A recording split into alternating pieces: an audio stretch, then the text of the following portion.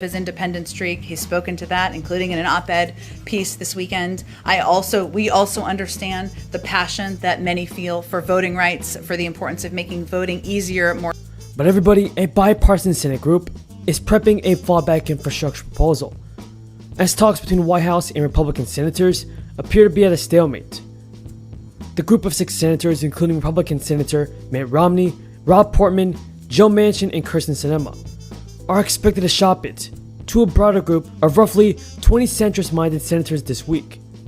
Senator Mitt Romney told reporters, "We've pretty much agreed on a spending level. I'm sure there will be some adjustments as long as we go along, and the pay-fors. We have a proposal that we'll take to the entire group and see how they'll feel about it." Romney indicated that the group crafting the bill could start pitching it to their colleagues during a Tuesday meeting. Others involved with the talks warned that a closed door could instead be used to let key negotiators hash out final details before unveiling it to their colleagues. But senators involved in a bipartisan group also stressed that the details of the plan are still in flux. Now on the price tag of the bill, Senator Portman said, "We're going to meet tomorrow and talk about that." Democrats say they're at a turning point with Senator Joe Manchin. But everybody, Joe Manchin and Senator Kyrsten Sinema have created obstacles within their own caucus, and Democrats have yet to land on a strategy for dealing with their internal dissent. Anger is definitely building, given the difficulties to pass major structural reforms, now coming from within the party. What do you think about Senator Joe Manchin, everybody? Tell me in the comments below.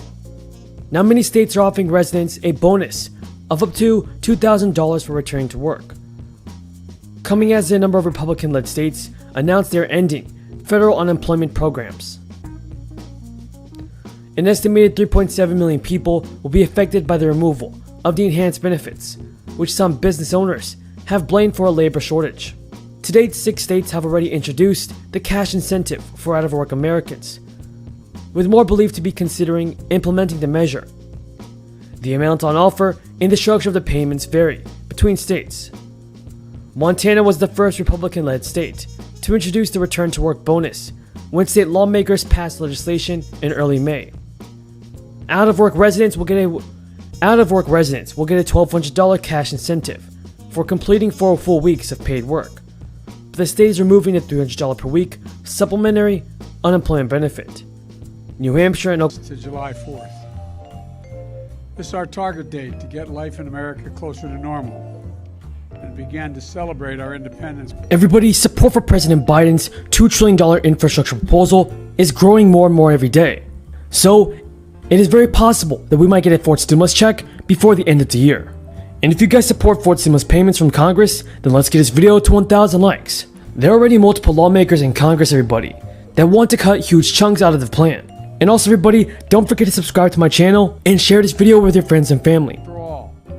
Mexico and the United States stand together and work together as we've been doing.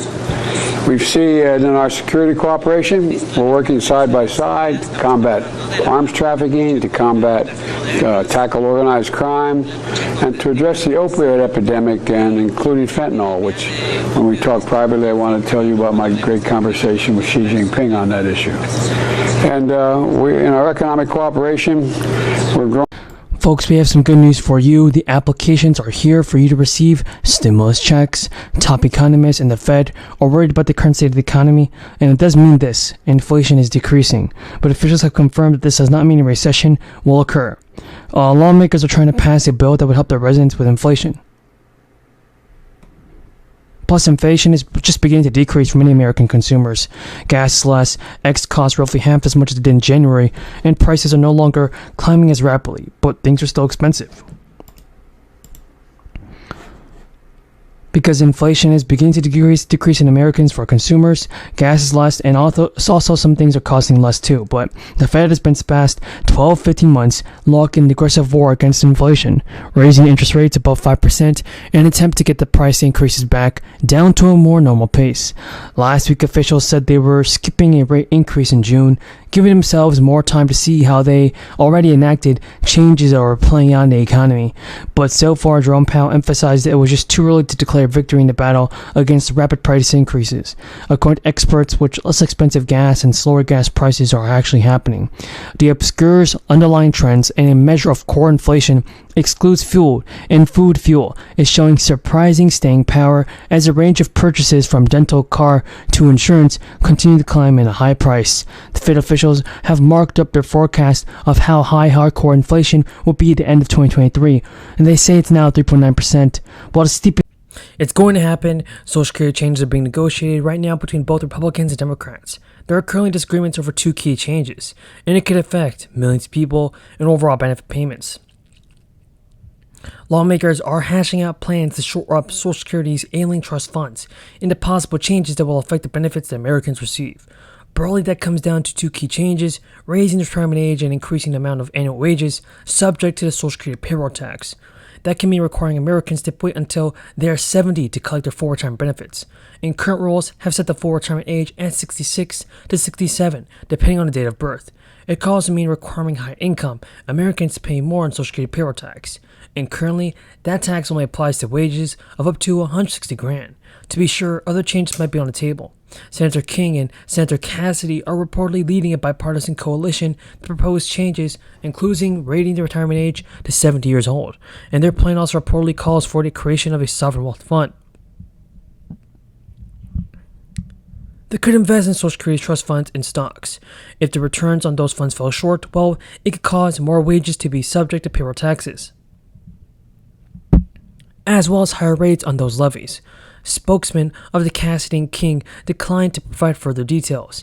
Meanwhile, Elizabeth Warren and Bernie Sanders reintroduced a bill that calls for reapplying Social Security payroll tax on wages for people making over $250,000. It would also require wealthy individuals to pay a 12% tax on businesses and investment income. The plan would add $2,400 a year to benefits. And discussion about how to shore up Social Security has increased since Joe Biden's State of the Union, during which he prompted both sides of the aisle to promise that they cut the program.